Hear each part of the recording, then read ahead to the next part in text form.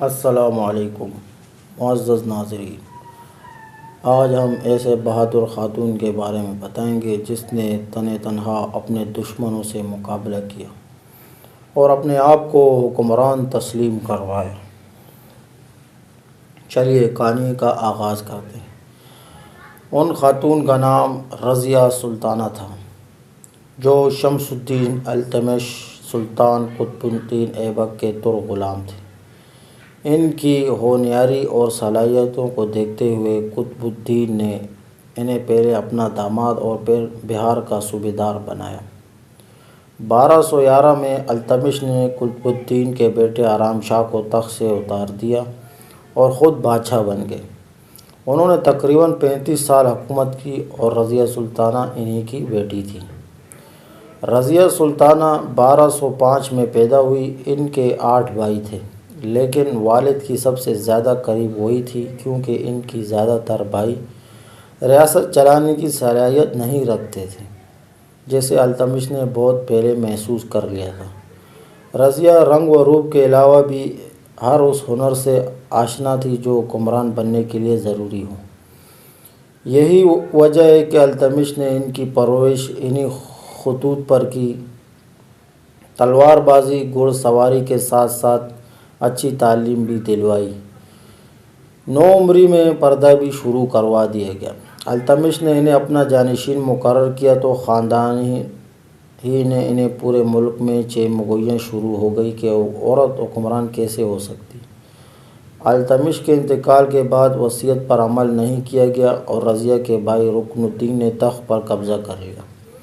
سب کا خیال تھا کہ رضیہ عام خاتون کی طرح رو دھو کر چپ کر جائیں گی، مگر وہ عام نہیں تھی۔ اسی لیے سلطنت دہلی کے خاندان غلامہ کے بادشاہ شمس الدین التمش نے، جنہوں نے اپنے کئی بیٹوں پر ترجیح دیتے ہوئے رضیہ کو اپنا جانشین قرار دیا تھا۔ تاہم التمش کے انتقال کے بعد رضیہ کے ایک بھائی رکن الدین فیروز نے تخت پر قبضہ کر لیا اور 7 ماہ تک حکومت کی، لیکن رضیہ سلطانہ نے دہلی کے لوگوں کی مدد سے 1236 میں بھائی کو شکست دے کر تخت حاصل کر لیا۔ کہا جاتا ہے تخت سنبھالنے کے بعد انہوں نے زنانہ لباس پہننا چھوڑ دیا تھا اور مردانہ لباس زیب تن کر کے دربار اور میدان جنگ میں شرکت کرتی تھی۔ رضیہ کے مخالفین نے جب دیکھا کہ دہلی کی عوام رضیہ کے جانثار ہیں تو انہوں نے دیگر علاقوں میں سازشوں کے ذریعے بغاوتیں پھیلائیں۔ سلطنت کے اہم شخصیات نے بٹھنڈا کے صوبیدار ملک التونیا کی قیادت میں رضیہ کے خلاف بغاوتیں کی۔ رضیہ سلطان ان کی بغاوتیں کچلنے کے لیے دہلی سے فوج لے کر نکلی، مگر ان کے لیے فوج نے رضیہ کے خلاف باغیوں کا ساتھ دیا۔ رضیہ کا وفادار جنرل امیر جمال الدین یاقوت مارا گیا۔ رضیہ کو گرفتار کر لیا گیا۔ باغیوں نے رضیہ کے بھائی معز الدین بہرام کو بادشاہ بنا دیا۔ رضیہ کو اس بات کا شدت سے احساس تھا کہ دہلی کا تخت حاصل کرنے کے لیے اسے مضبوط سہارے کی ضرورت ہے۔ اس لیے رضیہ نے بٹھنڈا کے گورنر ملک التونیا سے شادی کی تاکہ تخت دوبارہ حاصل کرنے کی کوشش کی جائے، لیکن جنگ میں انہیں شکست ہوئی۔ رضیہ اپنے شوہر کے ہمراہ جان بچانے کے لیے کیتھل یا کرنال کی طرف چلی گئی، جہاں ڈاکوؤں کے ہاتھوں دونوں میاں بیوی مارے گئے۔ سلطان بہرام شاہ کے سپاہی جو ان کی تلاش میں تھے ان کی لاش کو پہچان کر دہلی لے آئے۔ انہیں پرانی دلی میں سپرد خاک کیا گیا۔ سر سید احمد خان کی کتاب آثار السنادید کے مطابق دہلی کے ترکمانی دروازے کے اندر محلہ بلبلی خانہ میں 2 قبریں ہیں۔ ان قبروں کو رجی سجی کی درگاہ کہا جاتا ہے۔ یہ قبریں رضیہ سلطان اور ان کے بہن شازیہ کی ہیں۔ ان پر کسی قسم کی کوئی تختی نہیں ہے۔ یہاں ہر جمعرات کو ہر مذاہب کے لوگ جمع ہوتے ہیں۔ قبروں پر چراغاں کیا جاتا ہے، لوگ منتیں مانگتے ہیں۔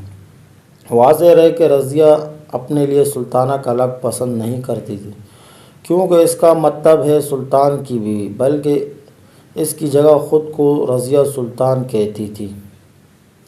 وہ اس وقت جوان، جاذب نظر اور غیر شادی شدہ تھی۔ ہندوستان ہی نہیں کئی دلوں پر بھی راج کر رہی تھی، جن میں بٹنڈا کا حاکم ملک التونیا بھی شامل تھا اور نکاح کا پیغام بھی بھجوا چکا تھا۔ تاہم رضیہ کی نظر التفات حبشی غلام جمال الدین عرف یاقوت پر تھی۔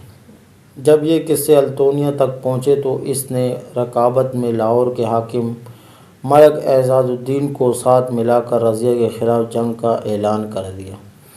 دہلی کے امراء بھی ان کے ساتھ تھے۔ رضیہ کو اطلاع ملی تو وہ جمال الدین یاقوت اور لشکر سمیت روکنے کے لیے نکل پڑی، لیکن دہلی میں انہیں باغیوں نے گھیر لیا، جو عورت کی حکمرانی اور غلام سے تعلق کے خلاف تھے۔ ابھی معرکہ جاری تھا کہ ملک التونیا کا لشکر بھی پہنچ گیا۔ شدید لڑائی ہوئی۔ رضیہ کے لیے وہ بڑا جان کن لمحہ تھا جب آنکھوں کے سامنے جمال الدین یاقوت کو مرتے دیکھا۔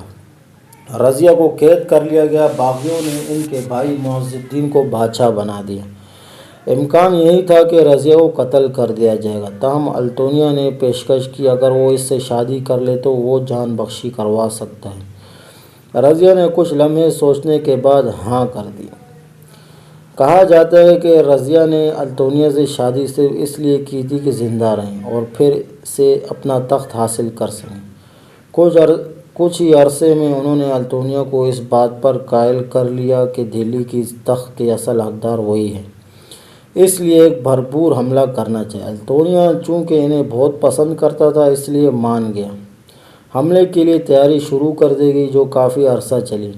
کھگڑوں، جاٹوں اور ارد گرد کے زمینداروں کی حمایت حاصل کی گئی، لشکر تیار کیے گئے اور پھر ایک زوردار حملے کے لیے روانگی شروع ہوئی، جس کی قیادت التونیا اور رضیہ کر رہے تھے۔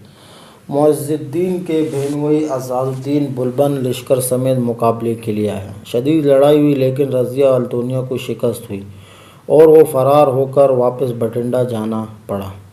کچھ عرصے بعد پھر منتشر فوج کو جمع کر کے ایک بار پھر دہلی پر حملہ کیا۔ نتیجہ اب کے بھی مختلف نہ تھا۔ رضیہ اور التونیا کو ایک بار پھر فرار ہونا پڑا۔ کافی گھنٹوں تک گھوڑے سر پر دوڑتے رہے اور قتل کا علاقہ تھا۔ انتہائی تھک ہار چکے تھے، کچھ معمولی زخم بھی آئے تھے۔ ایک درخت کے نیچے گھوڑے رکے، وہیں سستانے کے لیے بیٹھ گئے۔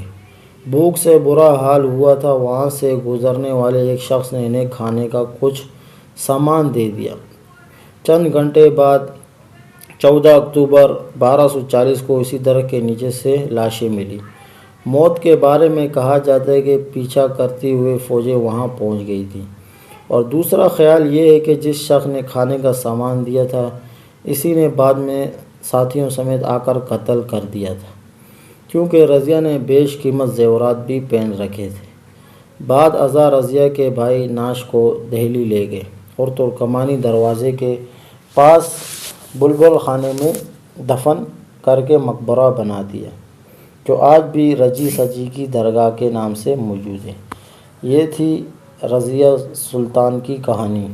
اسی کے ساتھ آج کی ہماری ویڈیو مکمل ہوئی۔ مزید تاریخی ویڈیو دیکھنے